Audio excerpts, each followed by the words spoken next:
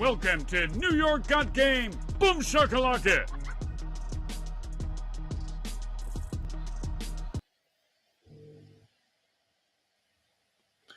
What's good, everybody? Welcome to another edition of New York Got Game, Knicks Weekly Live, coming to you on a Wednesday, doing this in the middle of the week because the Knicks are about to embark on a 5-game West Coast trip that'll start tomorrow night in Los Angeles. I'm Dexter Henry, joined, as always, by my guy, Bryan Fonseca. Bryan, what's good? What's going on? Doing all right. We got some interesting games tonight. Peyton Pritchard just popped off for over 40 points. Those are words I did not expect to hear. Granted, against the Blazers and without Jason Tatum, but this is silly season in the NBA. Derek White also had 40 in that game. So you got Peyton Pritchard and Derek White combining for 84 points. It's the kind of night it's been in the NBA. And the Heat took the Cavs to the limit. That one's still a 3-point game with the Cavs winning. Yeah, saw that. Cavs are about to clinch a playoff spot if they hang on here. But Bam went crazy, 34, 12, and 5, and shooting a couple threes. Like, interesting night in the NBA, considering that the slate didn't look all that appealing going into the. It did not. The 8-game slate that's there tonight, and the Cavs were up big in that game, and the Heat came back. I noticed that once I got in, and I was like, "Oh, wow, this has changed." Joining us, people, on this week's episode will be my guy. You know him from Knicks Film School, hosts the Casual Fridays for them. My guy Jeff Johnson will be joining us around 9:45 to talk some Knicks hoops.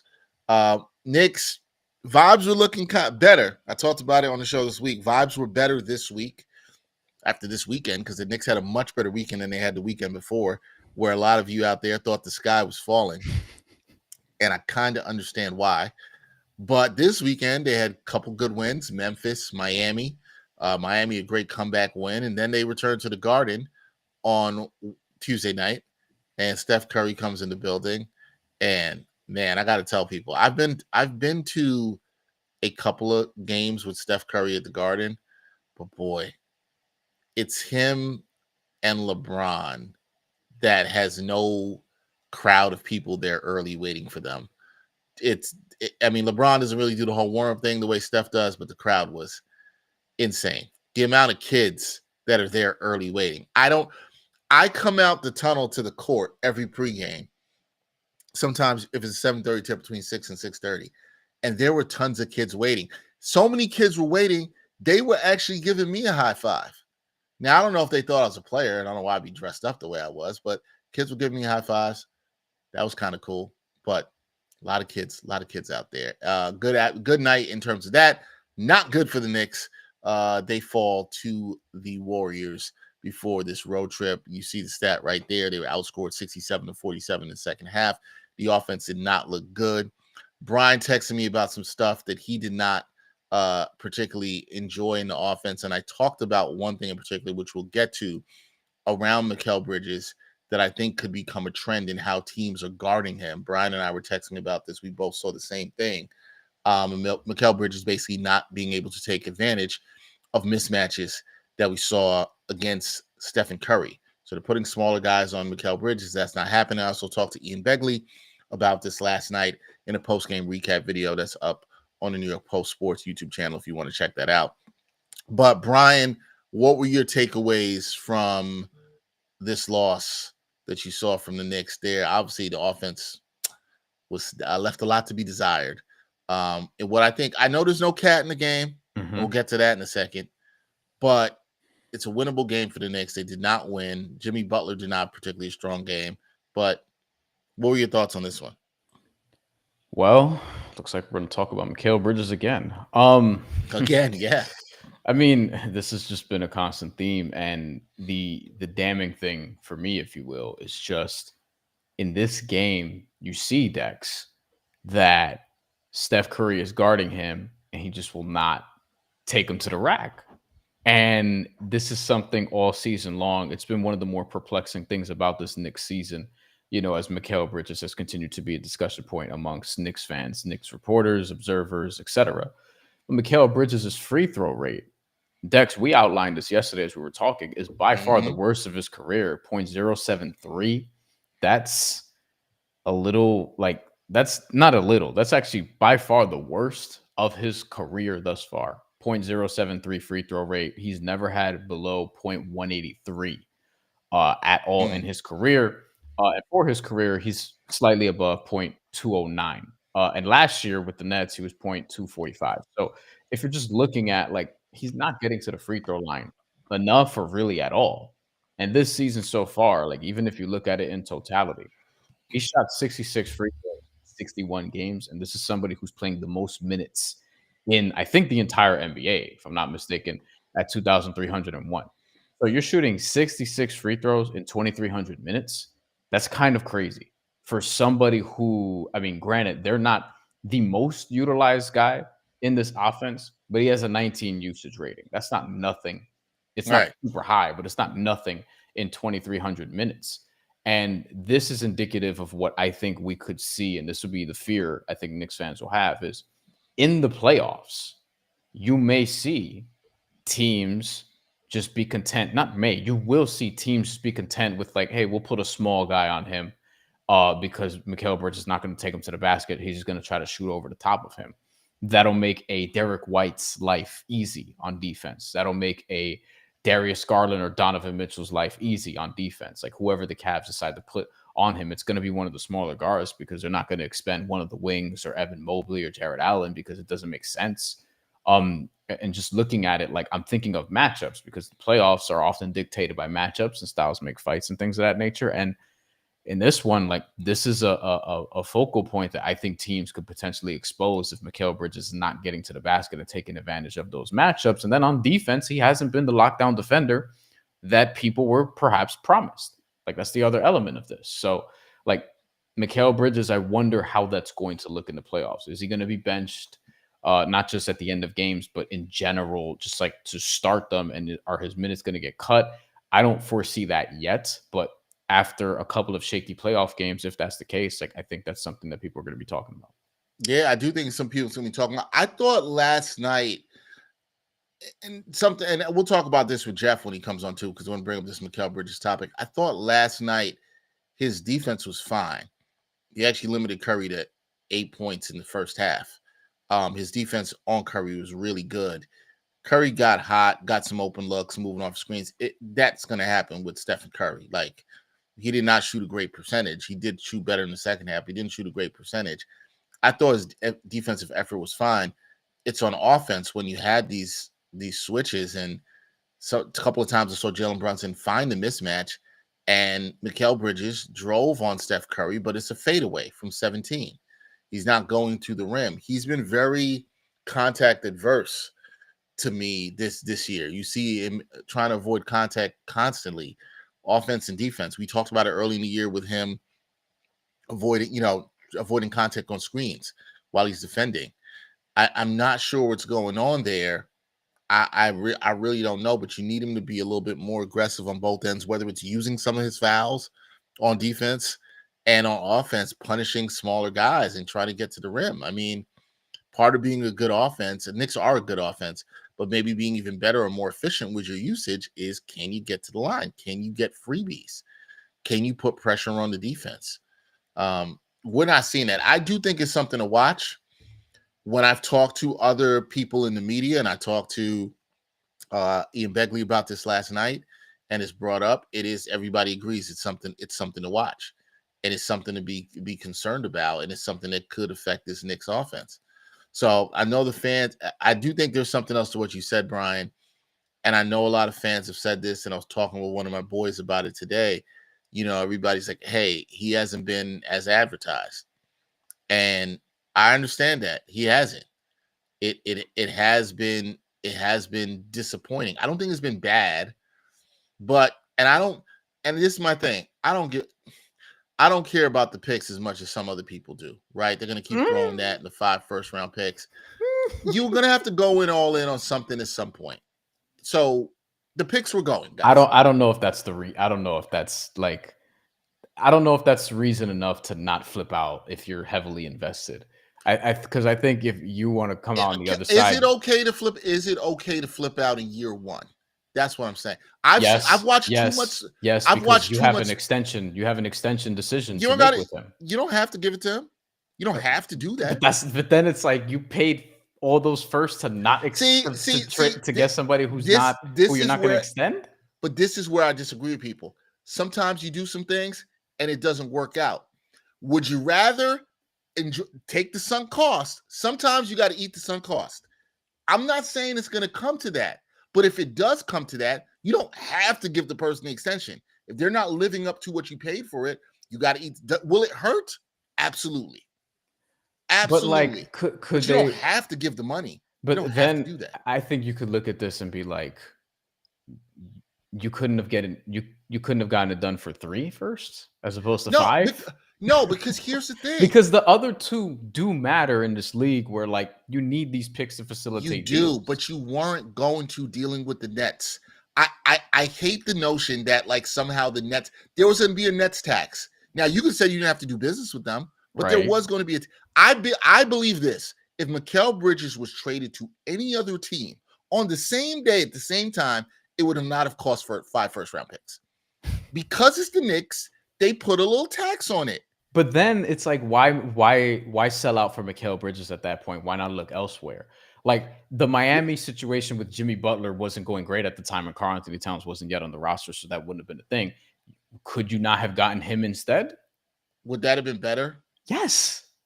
How does he's a lot better than Mikal but he doesn't. Bridges. But he Even doesn't right fit, now. But he doesn't fit your timeline. Why would I go get 35-year-old Jimmy Butler? In the Knicks timeline. The Knicks timeline is now. It's now. You have a window. It's right now. And like, then here's the other thing. The other thing is, would you have wanted to pay 35-year-old Jimmy Butler? For me, no, I'm not doing that. I mean, it's a 2-year deal. Like. I think some people would you rather pay Jimmy Butler 2 years or would you rather pay Mikal Bridges 4 years? What am I paying him? That matters. I mean, I don't know what his max is, but it's going to be a lot. Would you pay him OG Anunoby money? Hey, let me just say this: if he's playing the way he's playing now, he is not getting the max, my friend. He is not getting. That's true. The max. No, that's fair. But let's be like. I don't even think his agent can come to the table and ask for the max right now. He'll be eligible for a 4-year deal worth $156 million. So that ain't happening. That's about $40 million per. That's not happening right now. $39 million. The value is low. The value is low. How much lower is it going to get? It's a players' league. I don't know. Like, I guess the one point that I'll agree with you on with that is what you're saying is he might have the Knicks over the barrel because he's like, look, you gave up these 5 first-round picks to get me. His agent will, not him. His agent will. Right. OG Anunoby's getting $212. This is relevant. OG Anunoby's getting $212 for 5. So the base salary is 36.6. Mm-hmm. You want to call it 37, you can call it 37. So I assume Mikal will be in that territory. I don't think he's a better piece than OG Anunoby to what you're trying to do. I don't disagree with that. He's a healthier one, though. Right. Right. But here's the thing. There's the problem. This is the problem when you talk about that trade. Every trade is not in a vacuum, right? Like some of it is the Brooklyn tax. Some of it is. And I'm just using Jimmy as an example. That's not right. No, that's not reporting, but that's like another wing who probably would be. Paul George, I guess, would have been another one, and he was like, I think Knicks fans discussed that one, and listen. Glad you dodged that bullet. That's what I'm saying. Like it could be worse. It could be a lot worse, guys. It could be a lot worse. That's all. And here's the thing: I would have rather gave up the 5 first-round picks and Mikal Bridges play how he's playing now. With a chance, there's still a chance that things can get better. There's also a chance things can get worse. I'm not saying that. Than Paul George, who's aging, and you gave 5 years, $212 million to. I would rather the former, right? Because you're not as locked in. You can get out that stuff. It's probably going to be cheaper. The problem is wing defenders are at a premium in this league. So the price is already going to be higher. Would you rather pay Mikal Bridges 4 for 156, or would you rather be paying Tobias Harris 2 for 52?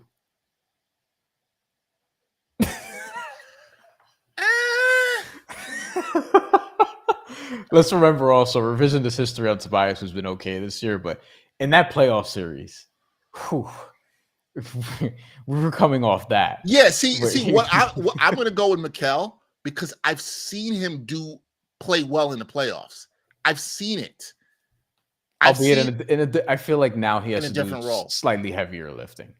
Not slightly, maybe more than but slightly, it's kind of closer to what he's doing now, right? Like his offense is more needed this time, and I would agree with that. and this is why him not getting to the rim is so important for this offense. Who you want to go downhill to open up some other things on the perimeter. I want to address something in the chat here. Cardiac Knicks, what's up, man? He says send Bridges back to the Suns along with Mitch, Deuce, and 3 second-round picks. I assume this would be for Kevin Durant. Kevin Durant. I assume because all you guys just love names. It doesn't age be damn. Would you take a year of Durant though? What'd you say? Would you take a year of Kevin Durant though? No. They're gonna trade him. Like that's being yes, they are. So they can get worse defensively. Yeah, I'm good. I'm good. I think Knicks defensive issues be dead because you know what the Knicks need to fix? Their offense. They don't. The problem's not offense. But the problem's not offense. Like the problem is not offense. Now, is Kevin Durant gonna punish Steph Curry if he's on him? Absolutely. I'm not saying that. I understand willfully. Like he'll enjoy it, yeah. Will it hurt them a little bit on the defensive end? Not a little bit. It will definitely hurt them on the defensive end. Okay, yeah. Like no. I'm good. I'm good on that. I think the Mikal Bridges thing ultimately like it will look better than this. I'm not gonna say fully, like I'm a little less sure it will work out.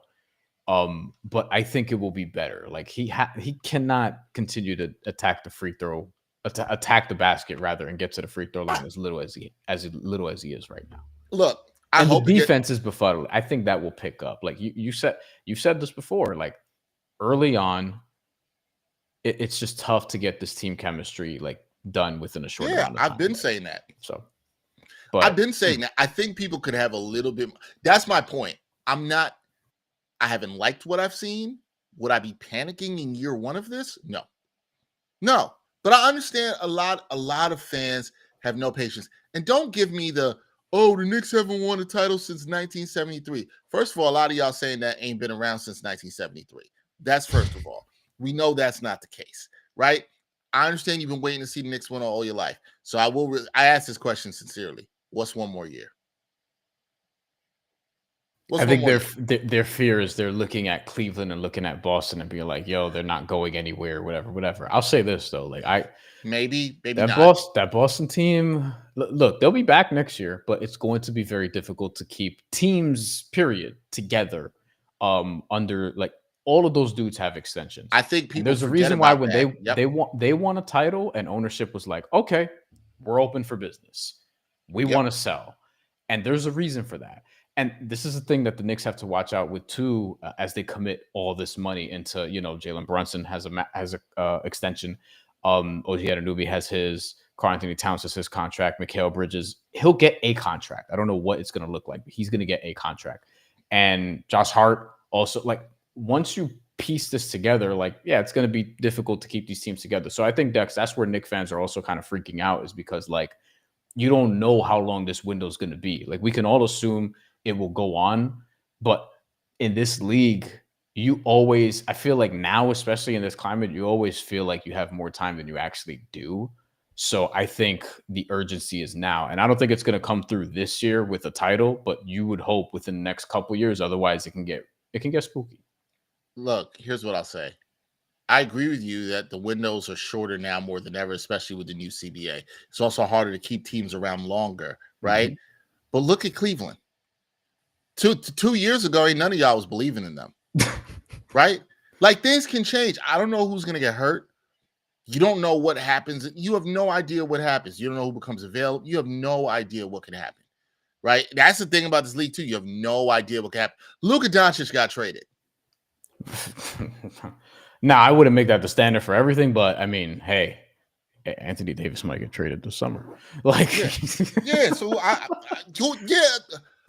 I don't know, man. I don't know. I have no idea. I do agree, before we bring in our guests, I do agree with Rob Sabella here, who said, well, Mikal, he ain't playing the defense that makes up for the consistency on offense. I do agree with that point. I think that's a big part of the problem. If you're not going to get that consistency on offense, you at least want to see it on defense. Now, I do think he's been getting a little bit of a bad rap. He's been a little bit better defensively lately. He played fantastically against Memphis. I thought he played fine defense on Curry last night. I'm not killing him for that. I actually been killing him a little bit more on the offensive end lately. But I understand your point, Rob.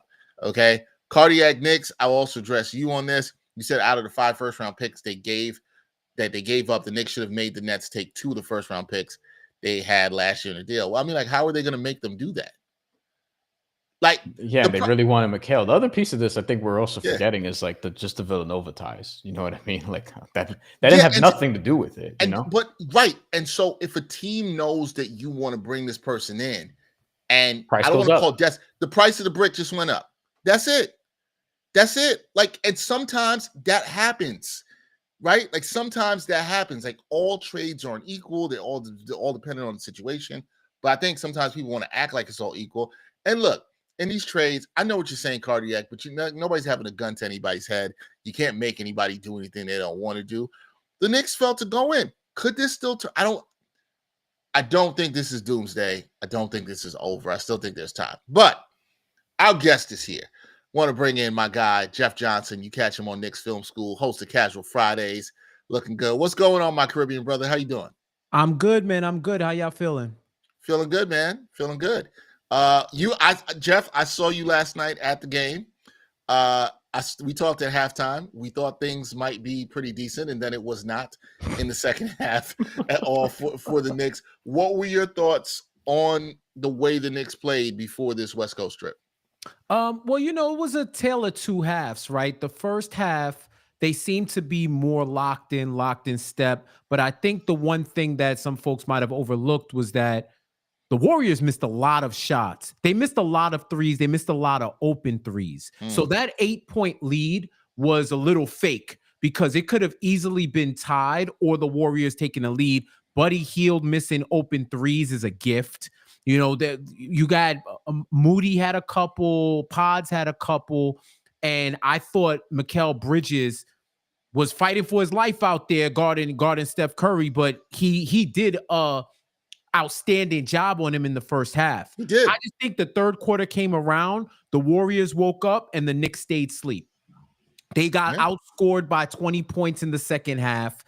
That 11-0 run to end in that fourth quarter, when the starters came back in, that was what really sealed the deal. And I just think the defense has been a major concern, and you can't use Catton as excuse at this point. It's a communication thing. It's a synergy thing. And I think it reared its ugly head.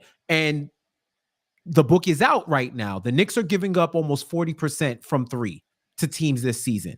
If you hit your threes, even though they're not giving up as many attempts, if you hit your threes, you're more than likely going to beat this team as they're currently playing right now. So I think this was a game they let get away. I think that they had control until they didn't. And I think if they would have played with the energy that they had in the second quarter, and in my opinion, some schematic things would have changed, I think this would have been a victory for them. Jeff, what is your, I guess, Cat aside? We're just throwing him to the side right now. Your biggest concern about this defense right now? Like, what's the thing that you think going into the playoffs could potentially hurt them the most, and is something they need to fix other than Cat? I think the word of the day is consistency. They need to be consistent on the defensive end, and it starts with the alleged wing stop. That's alleged. We're saying alleged. We talked about this. We talked about this a lot last week. It's definitely alleged. They need to prove it on the court of Madison Square Garden that they are Wingstop. And I think one of the key things that you have to hone in on in this is OG Mikal. I'll start with Mikal. Mikal has been much maligned about, it feels like everything. I knew before the season started that he was going to be the scapegoat of the season. It just felt like, for the amount of picks that they gave up, and there was a lot of hemming and hawing about that, I knew that he was going to be the one that people focused in on if things didn't go well. And Think about the timeline in the universe we live in right now where 40 and 21 is not doing well to some people, but it is what it is. He has gotten back to average to very good on defense. He came into form. I think when you look at point differential on the defensive end, if you look at things like cleaning the glass and other statistical elements, you'll see that the bottom 3 defenders right now, just by numbers, are Precious Achiuwa, Jalen Brunson, and Josh Hart.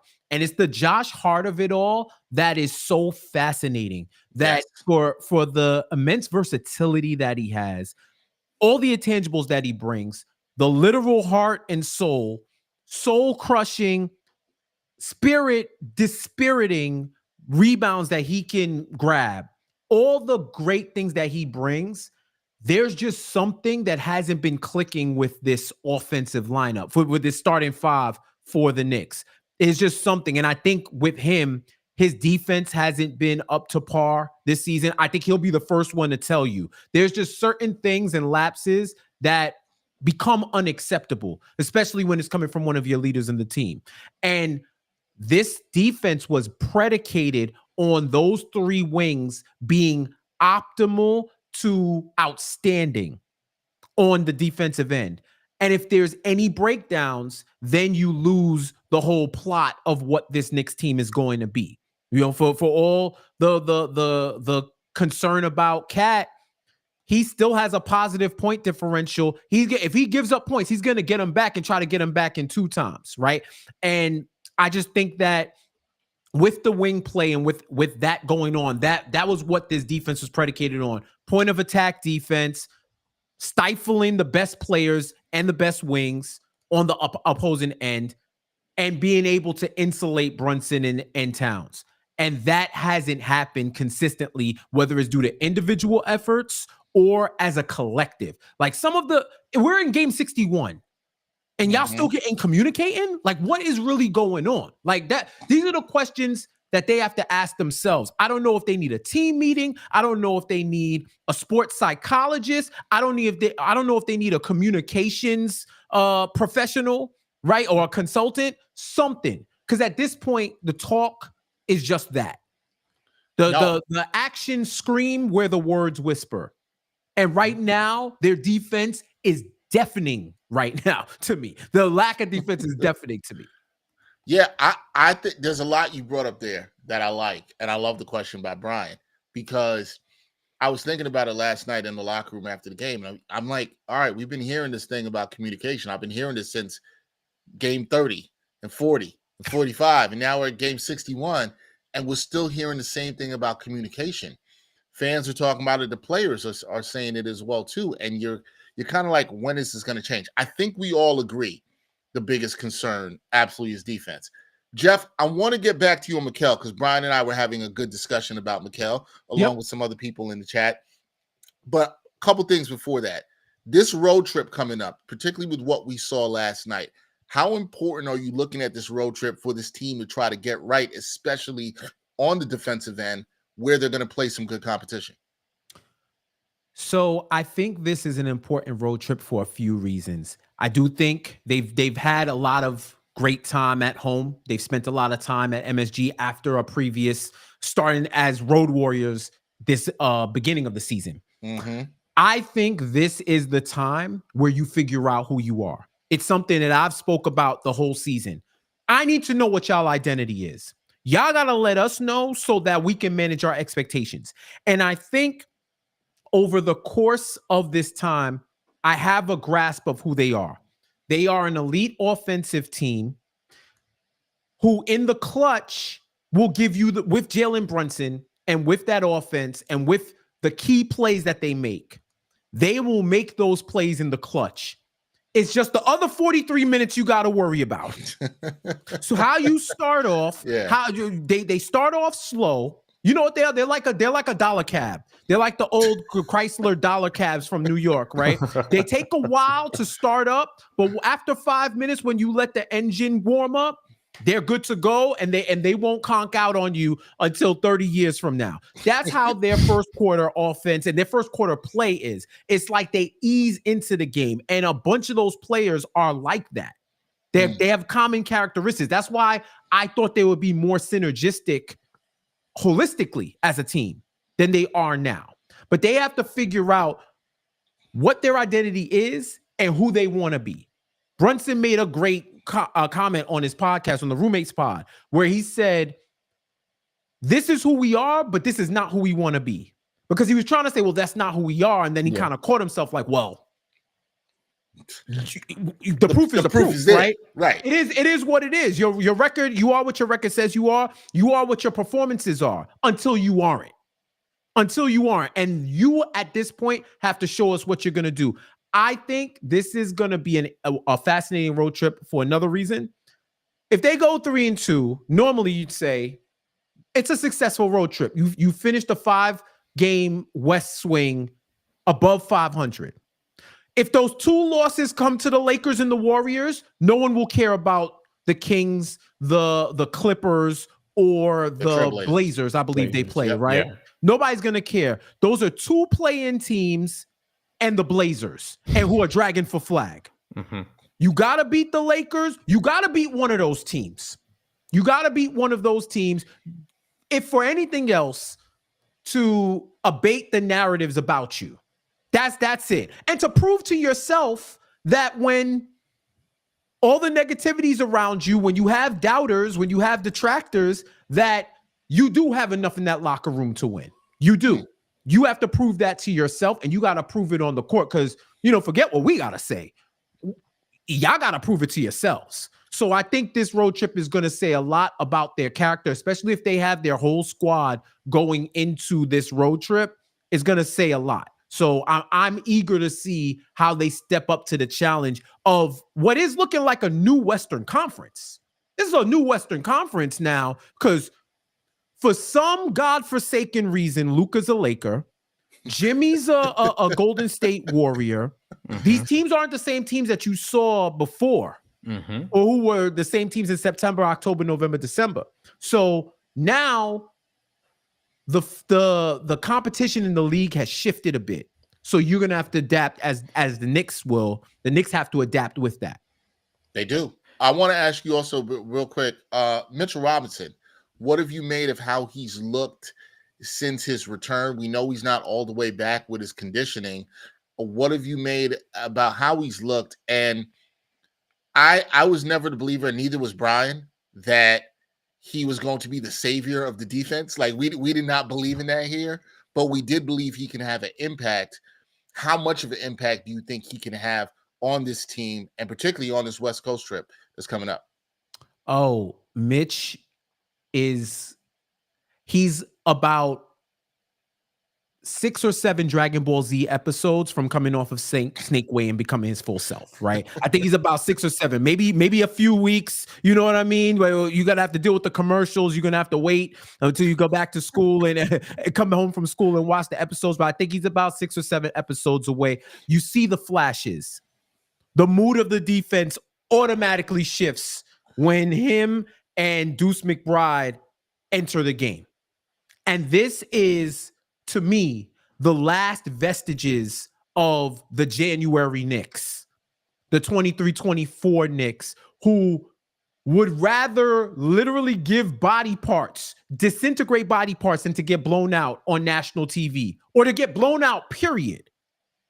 Blown out, period, right? Like, I think he brings that edge. He brings that intensity. He doesn't have his game about him yet. He still has to get into conditioning. I think you see that most on the boards, on the glass, offensive and defensive. He just seems like a shell of himself, and he's working himself back into it with the conditioning and the minutes restrictions and everything like that. But you do see the flashes. I do think I think he's key to this defense because he will be the stopper for the second unit, where we've seen against some elite teams, against most of the elite teams, they've been allowed to go on 15-0 runs, 20-0 runs, get these 20-plus digit leads, right? 20-plus point leads.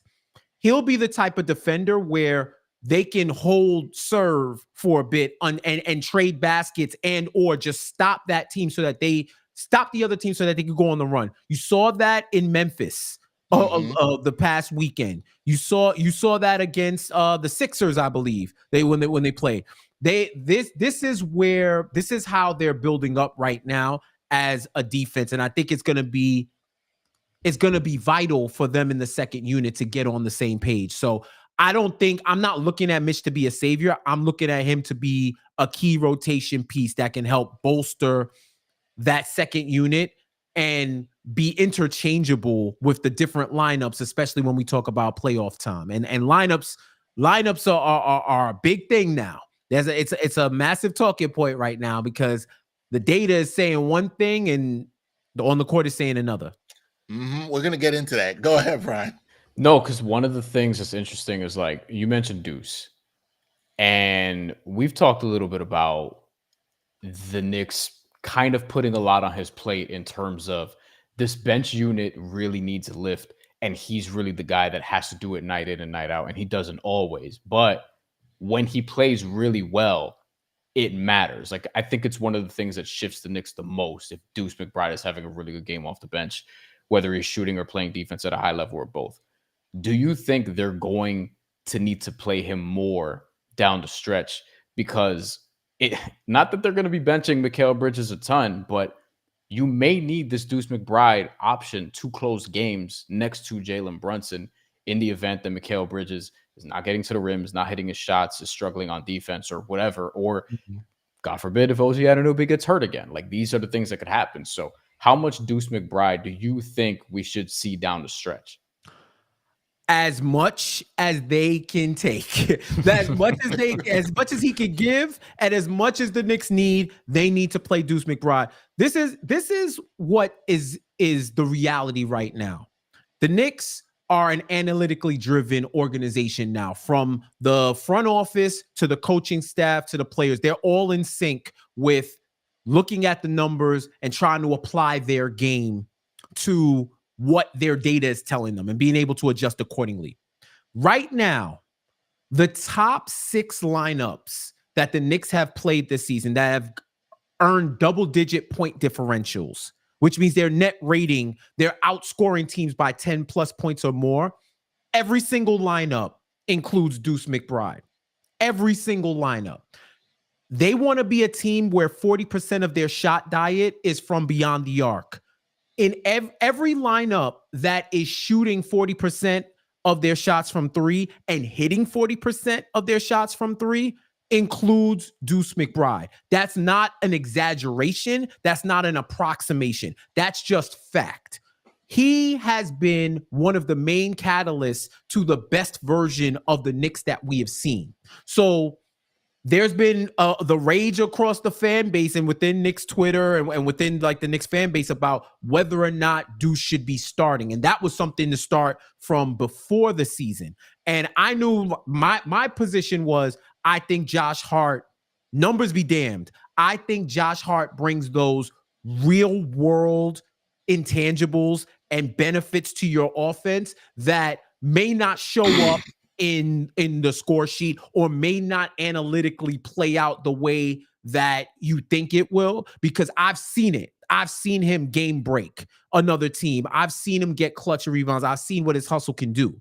But at some point, you have to look at what the data is telling you and try something else. I remember when Tibbs gave that comment about how Mitch was their projected 5. So almost to imply, hey, this starting 5 that we're running wasn't really the starting 5 that we had in mind.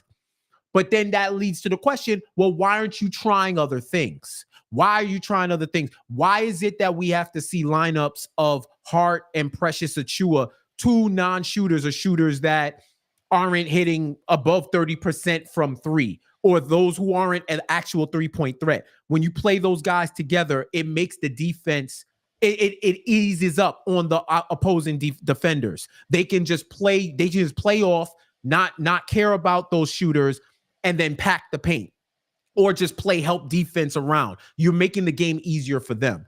And I think the other part of it is, we might not even be seeing the best of Deuce off the bench.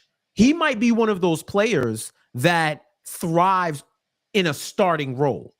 Because I remember when Josh Hart was the sixth man, and that paid major dividends for the Knicks. So I think if you're going to be willing to bench Mikal down the stretch of games, if he doesn't have it, you got to keep that same energy for all your other wings. Josh Hart didn't have it last night. No, he didn't have it. It was clear. It was evident. It was just one of those games. And to go to a Deuce lineup with OG and Hart and Mikal and Brunson, to go to that 5 towards the end, like when the 11-0 run, when the tidal wave already hit, it was a little dispiriting. And I think those are the type of decisions on the margins that can make or break this team. So I don't know if it's a matter of, hey, we're waiting until the playoffs to show all of our cards, but sometimes the cards, sometimes when you have the cards, you can't be beat. No matter what probability tells you, no matter what the other hand is, sometimes you just got blackjack, and we got to go to the next hand. Right. I think they have a blackjack hand, or at worst 21. Right. At worst 21. I think I see an ace and a face card anytime Deuce is in that starting lineup, and I would love to see them play it more. I wonder, because of what you said there, Jeff, you talked about how the organization is so analytically driven. This is all true. They're looking at this data. I've been wondering, too, why they didn't play it. I also was with you. I was not a fan of putting Josh Hart on the bench at the beginning of the season. I said start him for the same exact reasons. However, you've brought up a lot of things I think that's been true that we haven't even dove into yet on this show. Josh Hart has been, I saw somebody just say this in the chat, he's been reluctant to shoot. We all know this. He's not a great outside shooter, and he's been reluctant to shoot from the outside, which has bothered me more. You want to see him let it fly when he's open, and teams are going to leave him open. They're going to play him that way. The other point you mentioned, Jeff, he's not been as effective on defense. If you look at the cleaning the glass numbers, it all reflects that. His numbers are down across the board. Rebounding numbers, great. And they're up. His defensive metrics, they are down. When I hear you say all that, right, we know that Josh Hart is a Tibbs guy. We know this, right? Like, he is a Tibbs guy. He's New York's guy. I mean, I keep it real. He's New York's guy, too. The fans love him, too. I don't know where Mikal Bridges is on being a Tibbs guy. That I'm not so sure about yet. Like, where is he? We've seen him benched twice. Bryan and I did a show after Charlotte where he got benched. We saw it the other day in Miami. So we've seen a willingness from Tibbs. I guess what I'm wondering, and Bryan, you could chime in on this too, is will Tibbs trust the data? Is he going to trust the data and say, and I don't know if it's a full ripping off of the Band-Aid, because we're talking about Deuce getting more playing time, but is this a situation where he's going to say, all right, you know what? I'm going to start Deuce. I'm gonna move Josh Hart back to the bench because this is what could be best for the team. I don't know if I trust that Tibbs will do that. We've seen him make some moves, but will he do that? And is that the move? Is the move starting Deuce McBride? Like, is that the hand you want to start to show? And look, you're talking about wait to the playoffs. We're talking about 21 games left. I mean, it's getting late. You know what I'm saying? Like, it's getting late. You gotta show that hand. That's all I'm saying. Yeah. If you ask me to bet some money, I'm not putting a bet that Deuce is going to. It's going to have to take something where they're down 2-0 to Boston, and it's looked like these other 3 games, and you need that shot in the arm before you come back to Madison Square Garden. That's his break glass in case of emergency. We've tried our luck, and now we got to put the bat signal in the air. Somebody call the Batman, because Bryan, I see you shaking your head. That could be too late. Handle this. That could be too late. Right? Well, we talked about this because, like, all right, in the first round, if it's 2-1 Pistons, like if they take one of the games at the Garden and then they win game 3 in Detroit, at that point, something's going to change. Like, and at that point, is it going to be too late? I don't think they lose to the Pistons in the first round, but you can't really mess around with that team the way I think some Knicks fans think you can. Like, I know they have this image that, hey, they're just the Pistons. And it's like, Cade Cunningham could have the best series out of anybody in that series. Like, it's not out of the realm of possibility. And then on top of that, they have shooting. And I actually want to ask about this, Jeff, because like the shooting has been a big topic of discussion because the Knicks could actually shoot three ball well. They're actually top 10 in 3-point percentage, but they're only fourth in attempts per 100 possessions. And the per 100 possessions matters because they play slow as hell. Right. They're one of the slowest playing teams in the league again. They're not as slow, I don't think, as last year, but they're still a slow playing team. Does the shooting concern you? Because if you're not shooting, even if you're shooting well, if you're not shooting at volume, you're not giving yourself an opportunity to create that variance that other teams may have against you because you struggle at defending the three. And this is how a team like Detroit could hang around a little too long. And this is how a team like whomever else you may run into in the first round may hang around for a little bit longer. So do they need to be more aggressive in creating these 3-point opportunities? Because defensively, you saw this against Golden State too.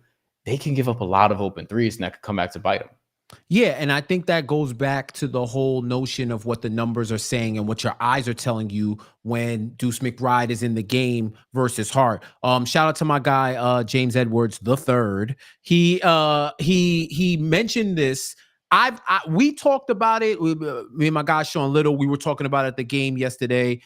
He mentioned it in a tweet and then expounded on it in his article that the Knicks have to be the most pump faking team from 3-point in the league, where they have that sliver of daylight and they decide to pump fake and then try something else. The problem is not everybody got the bag like that to be pump faking and shooting. Like, I feel like OG left 8 or 9 points on the table just trying to like show off the bag and pump faking and going around when he had it going from 3 and should just let it go. Dante was the guy who had the quick trigger last year and was putting up like 8-9 threes a game. And it was in 0.5 seconds, in a blink of an eye, that shot was going up. They don't have as many quick trigger shooters on the team, if any. Cat probably has the quickest trigger, and Cat wants to show the full variety of his game. He has an embarrassment of riches on the offensive end, so he literally could do what he wants unless somebody just tells him, yo, we need you to fire up these threes. Like, we'll work the paint later, but we gotta keep the defense honest. And hey, you can hit those threes. So I think for them to be fourth in top 5, top 6 in 3-point percentage, but 30th or like bottom 5 in attempts, that's a problem. That's where they have to get back to their mean and go along with their game plan. That's one of the things. It's like, you know what the Knicks have been like this season? They've been like the kid who can throw their book bag in the corner when they get home from school. They do homework whenever, but they can wake up and get a 90 in the class, get an A easily, right? But then when the parents see that and like, oh, you need a challenge, let's put you in advanced placement or AP, depending on your state. If you have AP classes, right? We put you in AP. The curriculum, the workload increases. The curriculum is a little bit more complicated. You actually have to use brain power now. You can't just wake up into getting an A. Like, you got to actually work for it now. So when you actually have to sit down and do the work, you start showing the flaws in the way that you study, in the way that you retain information, and how you will actually apply yourself. And that's where you say, okay, maybe I actually need to work now in order to win. They've been doing that against 85% of the league. It's been these elite teams that they have to step their game up. And I think if they execute what they want to do and execute it to the best of their ability, that's when they'll be legit contenders. Otherwise, it's like, y'all are very good, but this is what's hindering you. Breakdowns on defense, lack of communication, and an unwillingness to lean into your strengths on offense. They didn't put this team together to be showing off their layoff package, right? Like or to show off their mid-range game. Like, it's great to have that, and Mikal have that in his bag and everybody else for the postseason. But at some point, you have to lean in a little bit more. They don't need to become the Celtics and bomb from 3, but you have to lean into your strength, especially when you're down double digits and you're trading 2 for 3s. That's not going to help anyone. It's not gonna work. And the point that Bryan brings up and asks there, because this problem is a lot more immediate, right? Like, this isn't just looking at the whole sample size. Since January 1st, guys, Knicks ranked 29th in the league in 3-point attempts at 31.5 per game. And they're only converting on 35.1% of those attempts. That's 21st in the league in that span. Now, I got two more concerning stats for you, Dex. You want to hear them real quick? Well, I got one more, right? Because on the other side, right, they don't allow opponents to take threes, but Jeff mentioned that. But the opponents are hitting, they're only averaging 34.4 attempts per game that they're giving up, but the teams are shooting 39.9%, damn near 40% on them on the other side. That is not a recipe for success, as Jeff said, against the elite teams, and that's the concern. You can do that against the bums. Nobody's a bum in the NBA, but you get my point, right? You can do that against the lower echelon. You can go against the lower echelon teams, and you can get away with it. It's not going to burn you, but you can't play that game against Boston. It's like, when are they going to realize we have to level up? Because we can't keep hearing about communication. Get some threes up. That's all. That's what I'm saying. Get some threes up. Go ahead, Bryan. I'm sorry. I mean, they allow teams are shooting 37.5 from three against them on the season. That's the worst in the NBA. Also, teams are attacking the rim a lot against this team, as we know. They give up the third most field goal attempts inside of 3 feet in the NBA. Third most by percentage. 27% of team shots are coming basically at the rim. The worst two are the Bulls and the Sixers. The Bulls, who have Nikola Vucevic, so duh, and the Sixers, who, I mean, they don't really have Joel Embiid. Right. So, like, they got Andre Drummond. That tells you the defensive profile is they give up a lot of they don't give up a lot of threes, but they give up a lot of open threes, and they give up a lot of shots at the rim. And that's really my concern as it pertains to this defense ever getting it together, because we were talking about this, Dexter. They're 15, they're 13, they're 12, they're 14. Now they're 19th, which is actually better than where it was after it's inflated by the Cleveland and the Boston losses. But right, I mean, that's just kind of what it is from a defensive standpoint that I'm not sure they'll be able to fix in, I don't know, a month and a half. I don't know if they can. And I was just going to pull up the defensive numbers here on cleaning the glass for you guys. They're 17th in points per possession, according to cleaning the glass. That's taking out the garbage time numbers, obviously, but they still have a lot to clean up. Two more things for you, Jeff, before I get you out of here. One was one that you and Sean Little were talking about last night, and people have been bringing it up in the chat. And Bryan kind of brought this up too. Detroit as a first-round opponent. Right, I feel like it's way too early. We talk about playoff opponents, but here we are. We're gonna do it. Could be Indy. Should the Knicks be shook of Detroit? Because some people are saying that, they don't want any part of Detroit. I'm like, I respect it, but we gotta relax. We gotta relax a bit. Like, come on, y'all. We gotta relax. I mean, this is the same fan base that was acting like defending your court after a dude dice rolls on it was akin to robbing him at gunpoint, gut-butting him, and committing a Class A felony. So, whatever with that. I don't fear the Pistons. I respect the Pistons, and Absolutely. The Knicks should respect their opponent, because those are young Lions, right? Who are ready to stroll into the Garden and create an upset. I think if the Knicks play their game, I seen them smoke the Pistons in the beginning of the season, and they lost 2 games where they were effing around and they found out. Really, yeah. I think if they lock in and they play their game, this isn't a close series. The fact that I have to say "if" is the problem. I'd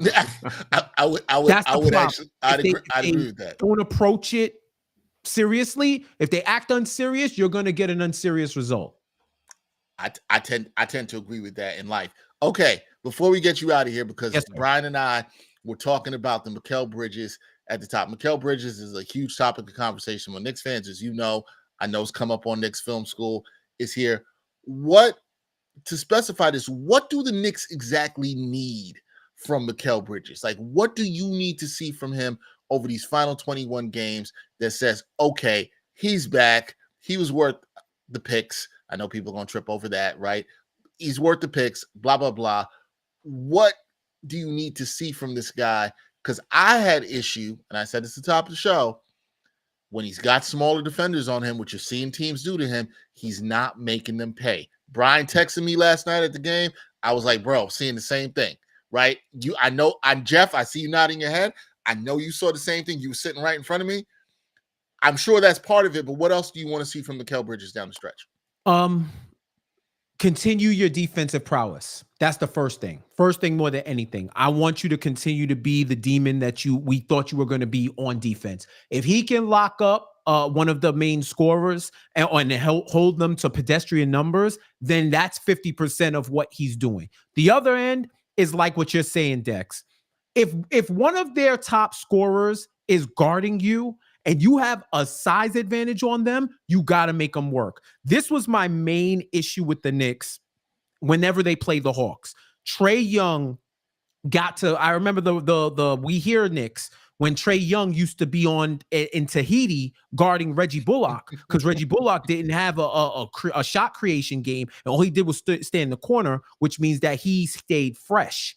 You got to make these dudes work. I think Steph Curry is a better defender than his reputation, or what his reputation is. But the last thing I want to do is let him be able to chill in any way. Make him work. Let him have to guard you. He was coming into the game with ankle injuries. His ankles are starting to act up again. Any advantage you get against Steph, you got to take. And he's 4 inches taller than him, and all he does is fade away. And fade and fade and fade. It's like, yo, fam, I get it. That is your bag. That is your patented. You are the man with the fadeaways. I need to see you attack the basket. I need to see you draw contact. I don't want you taking 2 free throws in the entire month or whatever it was in February. He took 4 in February, I believe. 4. I'm sorry. I shorted you, Mikal. My bad. Double the free throws that I said in February. Like this is what it is for me right now. I don't need him to be something he's not. I need him to be what was advertised on both sides of the ball. That's what Bryan I need a willingness to be able to say, yo, I got this. Because look, OG has looked like capital O, capital G in this stretch. And this has been the best stretch that he's had, to be like capital O, capital G. If one of them wants to be the third scorer or the second scorer when you need it, I'm cool with that. But we need the timely buckets.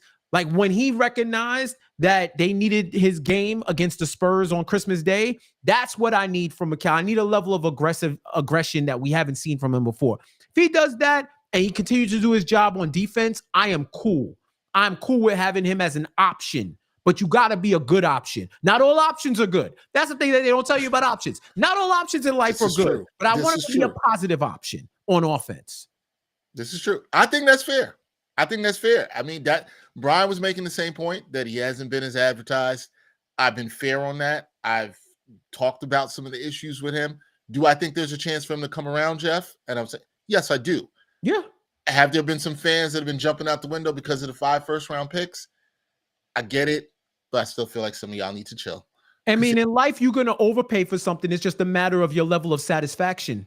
You might have a car that you may not be able to afford, but if you love the way you look at it and eventually you're able to afford it, you're not going to be thinking about the price down the line, right? If there's a house that you want and it's a little bit outside of your budget, but you're like, man, the benefits outweigh my hesitation, and you might pull the trigger.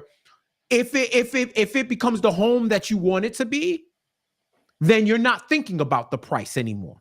Maybe. As long as you can afford it. I don't know about this housing market, but I get the point. I mean, I'm talking about Bryan. We're not talking about this. I'm talking about an alternate Earth. Alternate Earth. I could take this in a totally different direction.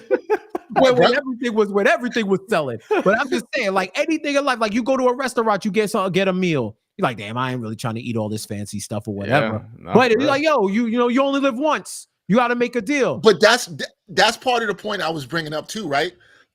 Even if this is a bad deal, once you paid, it's a sunk cost, man. Ain't nothing you could do. You're never going to recoup those 5 first-round picks.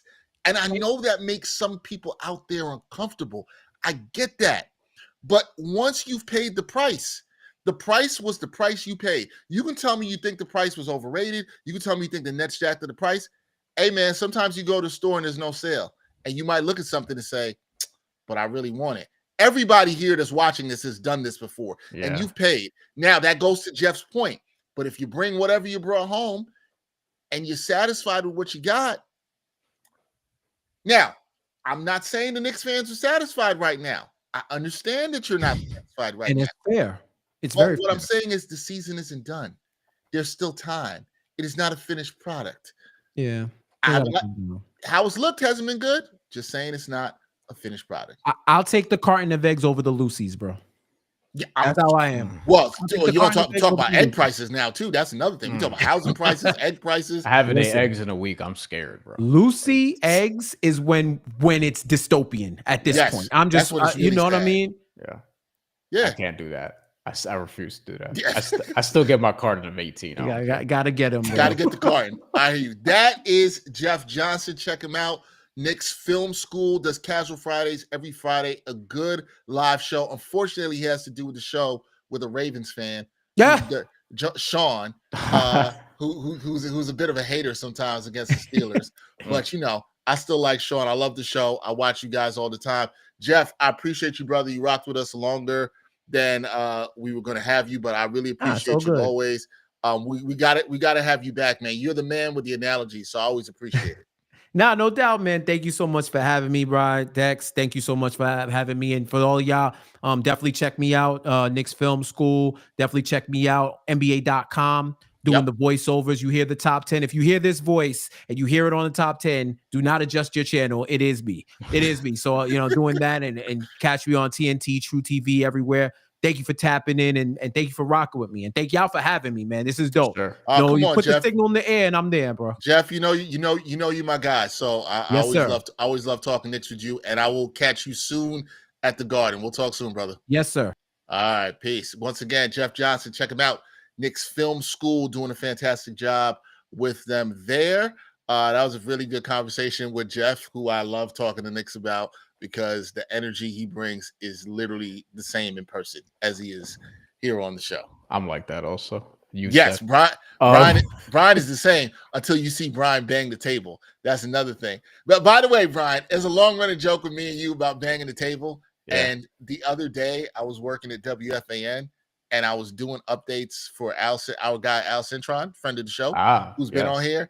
And Al was making a point, and he banged the table like 5 times in a row. And all I said to myself, that is the most Bryan or possibly the most Puerto Rican thing I've ever seen. That's what I was going to say. That's what me and Al have in common. You know what I'm saying? We got some good we got some good comments in the chat as this was going on. Shout out to everybody checking in. We should post a few of those. East Blue Drew said when we were talking about the cars, made the analogy. Now this 96 Honda Civic scheme Tibbs, well, which is to say the offense is a little bit outdated. I don't know if that's the case, but I mean, we got a comment about Jalen Brunson earlier too, about I forget who it was, it may have been East Blue Drew also, but about how he's getting a little bit of a pass. I don't know if it means from us or in general. I saw that. I'm trying to find who said that. I think it was East Blue. East Blue Drew is like the new Knicks 100, typing in all caps. There it is. We need to talk. It could be Knicks 100 under a different name. It could be. Feels like the same energy. And we need to talk Brunson to people, give him a pass because he takes the most shot. East Blue, I'm a little. Are you saying the offense should be more diverse? Because if you are, I will say, and I brought this up before, as good as Brunson has been in crunch or clutch situations, I do have some concern about the offense being so heliocentric in those situations, right? Where they become increasingly reliant upon him. So if that's your point, I do agree with you on that, right? Like, I do think that's a little concern, but this kind of all fits into what we're talking about. This fits into the Bridges stuff. This fits into the OG stuff, maybe the Deuce stuff. Yeah. I would like to see the offense as good as Jalen's probably going to win Clutch Player of the Year. JB's going to probably win Clutch Player of the Year. Yeah. He's been tremendous. But is that sustainable all the time, especially when competition gets tougher in the playoffs, etc.? That I think is fair. So I understand where you might be leaning to, and I do think it's a fair point, and I do think it's something to keep an eye on for sure. I definitely think it's something to keep an eye on. Okay, East Blue Drew says this. He responded here. We appreciate you, East Blue. He said the offense should not run around him always. Yeah, I think if you think the offense is too heliocentric and too much run through Jalen Brunson, I think that's a fair critique. Someone else needs to step up in the fourth quarter, though. That's really what it comes down to. Like, Yeah. this goes back to Mikal Bridges. It does. In a lot of different ways. I'm not trying to constantly bring it back there, but and East Blue makes another good point, which I think is the point I was making about what happens in the playoffs, right? It's like every team knows he's getting the ball, so shutting him down stops everything. The one caveat that I will say to that is that Jalen Brunson, he showed this in the Memphis game, even if he knows he's getting the ball, Memphis trapped him. He has shown the willingness in the clutch to make the right pass. We saw it in the Memphis game. OG hits a 3. Still, with all that being said, he can be willing. That doesn't mean it's necessarily the best recipe for success if you do that over and over. That's my only point. And Boston and Cleveland have counters to that, which is the bigger issue. Yep. And against the elite teams, you're going to need what we're talking about here basically is a better shot diet. That's what we're talking about here basically, right? And this probably goes and ties into some of the other stuff we talked about with Jeff with the 3-point attempts. And it's not just attempts, it's also the quality of those 3-point attempts, right? Because that's the thing the elite teams do well. Taking OKC aside, who doesn't shoot the 3 that well, but they get them up. Cleveland, great shot diet, quality 3s. Boston, they're amazing at hunting and finding quality 3s.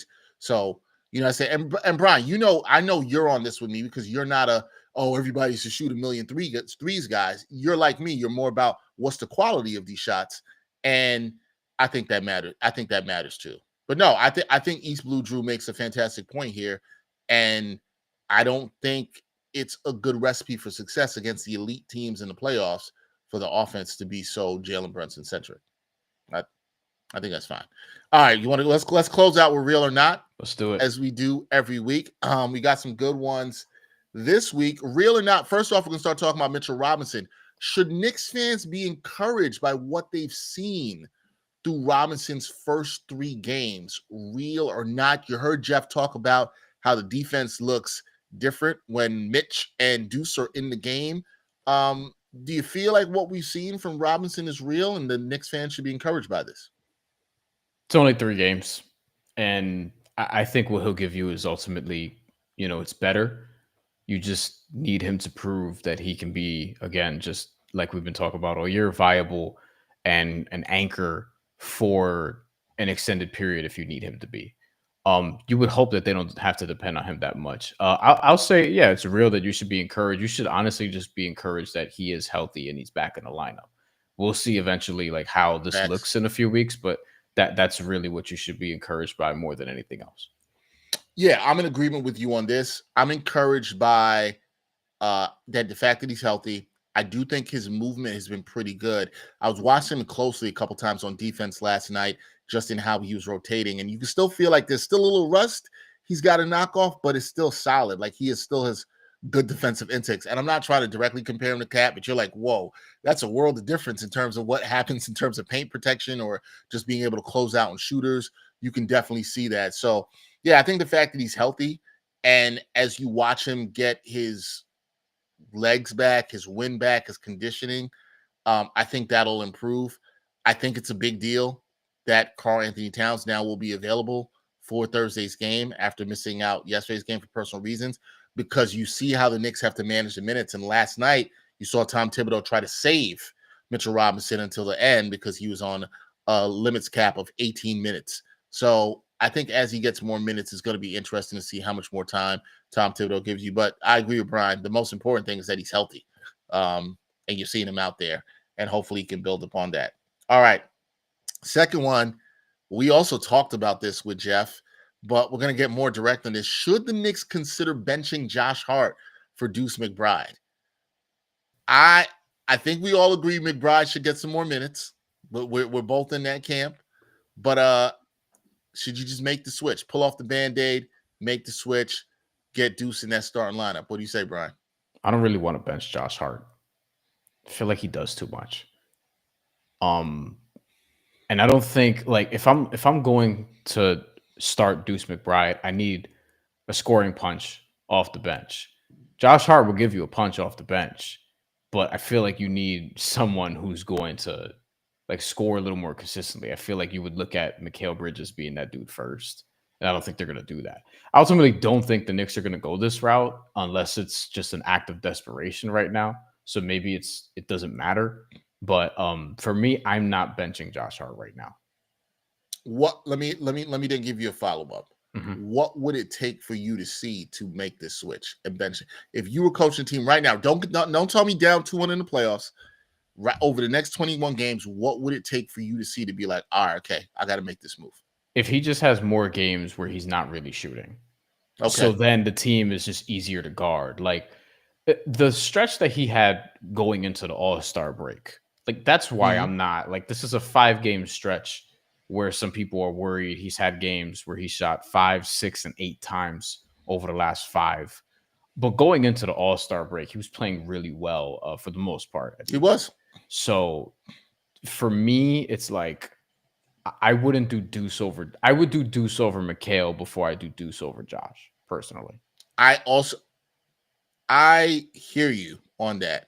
But I also think we're both trying to be very logical and understand why that is not going to happen. At least not right now. Yeah. You know why? Because here's where the picks come in. They gave up 5 first-round picks for him. And Mikal's more dynamic, and Josh Hart is, I mean, this is the business of basketball. He's paid like someone who's a little bit more interchangeable, where he can be your 4th or 5th starter or your 6th man, whereas Mikal Bridges has been paid not in terms of salary yet, although that too, I suppose, though, albeit not by the Knicks, but paid in terms of draft equity to get him as somebody who you want to be really not just a starter, but your 3rd scoring option. So, and for obvious reasons, OG is not in this conversation. So to me, I'm not making that switch yet, but I think more importantly though, if Deuce McBride is playing really well, like you have to at least entertain closing with him more often than you probably would have expected. And to me, closing lineups are infinitely more important for me than starting lineups. I think starting lineups, we can overrate the importance of them sometimes. I could not agree more. I think we overrate the importance of starting lineups.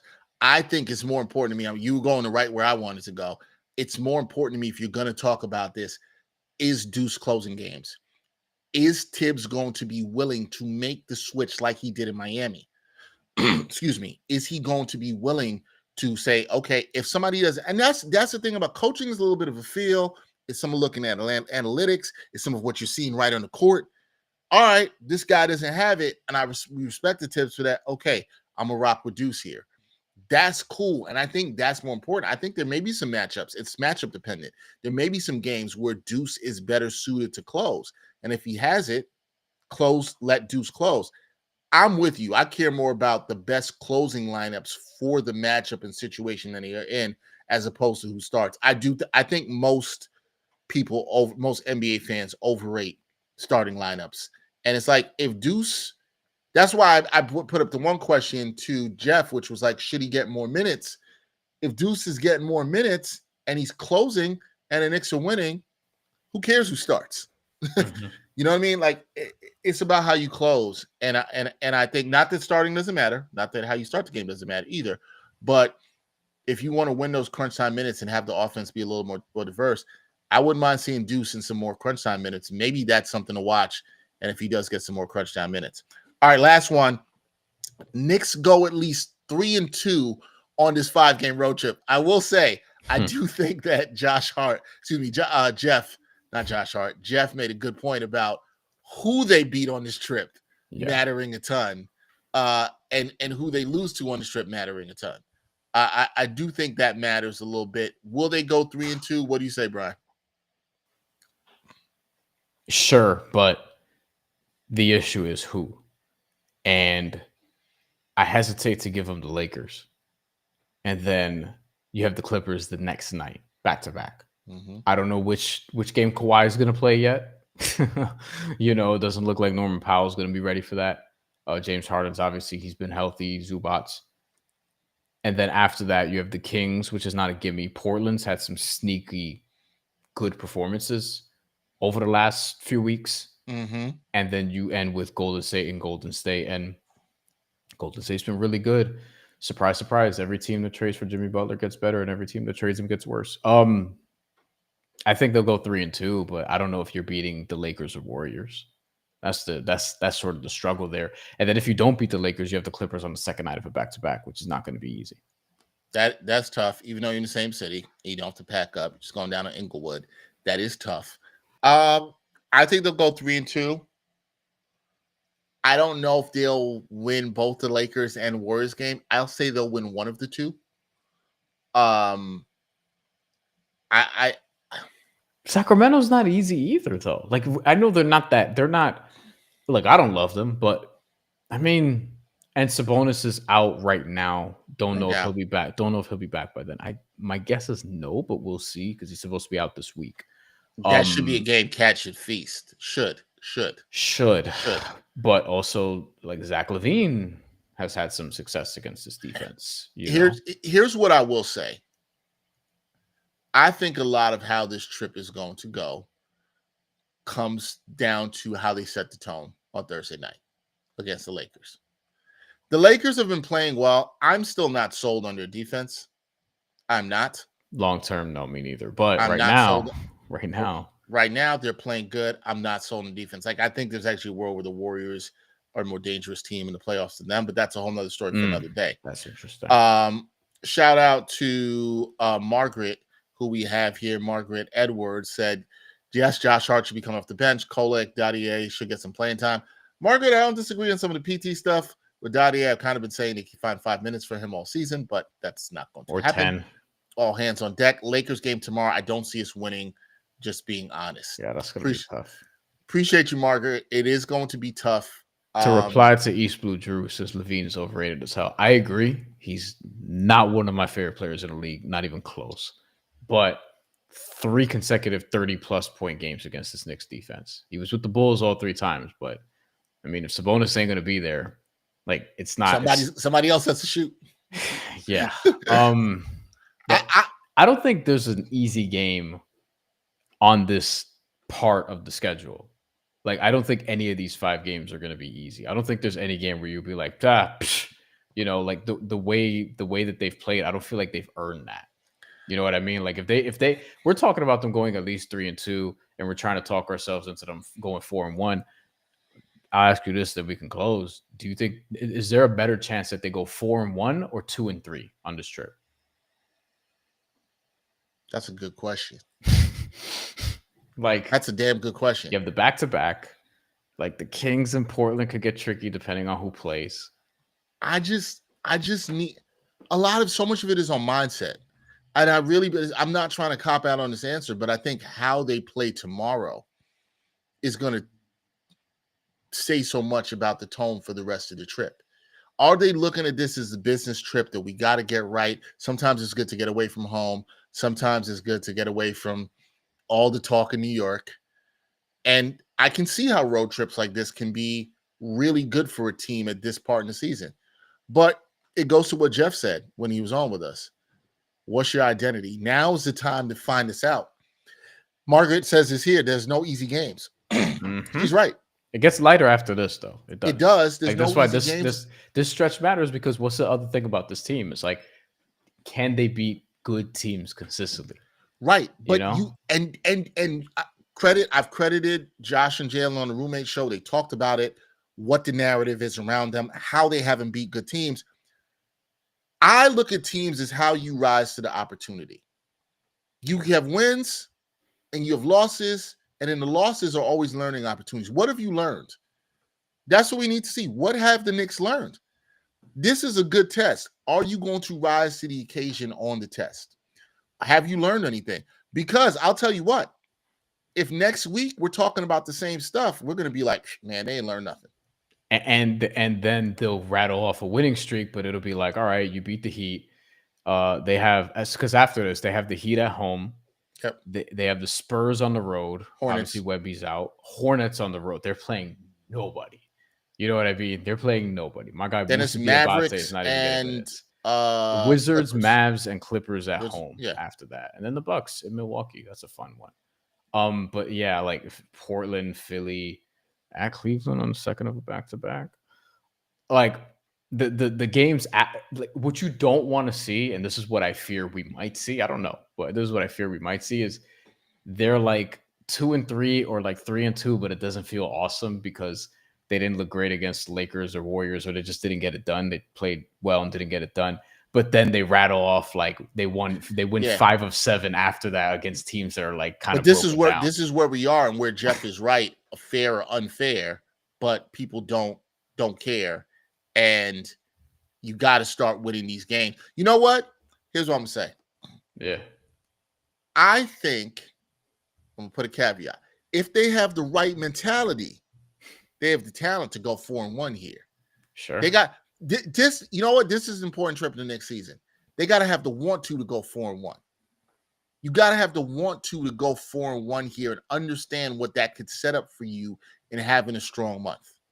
Because if they come back home, like say they go 2-3 or even 3-2, and they don't beat the Lakers or the Warriors, and then you see wins against or the Clippers. Heat, Clippers, right? The Clippers have a rest advantage, by the way. I should note the Knicks will be on a back-to-back. The Clippers will not. The Clippers will be at home tomorrow against the. No, they're home tonight against the Pistons, and they'll play Friday. They don't play till Friday. They play again, so they'll rest tomorrow while the Knicks are dealing with the Lakers, and then the Clippers will be at home with a rest advantage. Like 2 and 3 is on the table if they're not careful. They need to really be on their stuff in this. We will see.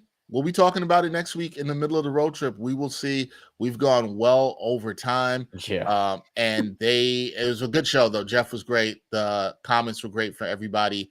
Thank you, East Blue Drew. Thank you, Cardiac Knicks. I saw you checking in as well too. Thank you, Margaret, for checking in as well. We appreciate all the comments. I want the Knicks fans out there to have a little bit more faith. I understand why some of you have trepidation around here, but I do think this is an important road trip for the team, and we will see how they do. We will be talking on the next episode of New York Got Game, which will drop on Monday. We'll be talking about the first couple of games of this road trip, so we'll see what the vibes are for sure at the beginning of the week, and then Bryan and I will be back to join you next Thursday for another live show and see how the Knicks are doing there. So it should be very interesting. Once again, thanks to our guest, Jeff Johnson of Knicks Film School. Go check him out there. Does a fantastic job with the Knicks content. Also, as always, thank you to our wonderful producer, Jeff Stansberry, who does a fantastic job of making this live show do great. And as always, thank you to the fans and the viewers. We are nothing without you. He's Bryan Fonseca. I'm Dexter Henry. We will catch you next week on New York Got Game Knicks Weekly Live. Peace, y'all. Enjoy the road trip. And thanks for watching New York Got Game. Boom shakalaka.